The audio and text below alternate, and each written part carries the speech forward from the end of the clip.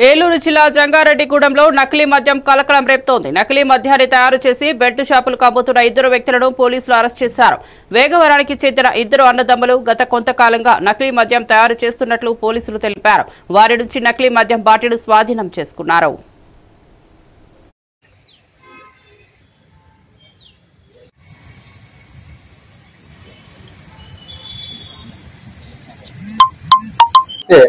అతని పేరేమో నూతి మధు అన్నారు. రామకృష్ణ తండ్రి పేరు, వయసు 26 సంవత్సరాలు.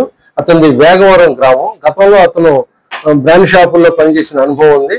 ఇది ఏంటంటే ఈ బాటిల్స్ ని ఇక చుట్టుపక్కల గ్రామాల్లో అనధికార మద్యం దుకాణాలు నిర్వహించే వాళ్ళకి లేకపోతే మద్యం అమ్మే వాళ్ళకి ఈ లిక్కర్ ని సరఫరా చేస్తానని చెప్పి అన్నాడు.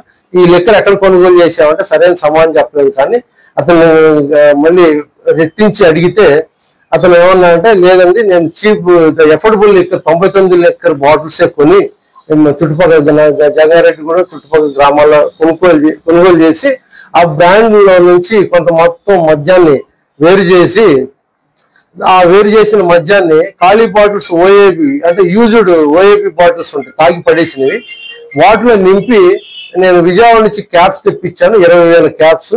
ఆ క్యాప్స్ ద్వారా ఈ మందు నింపేసిన తర్వాత ఈ క్యాప్స్ దానికి బిగిచ్చేస్తున్నాను.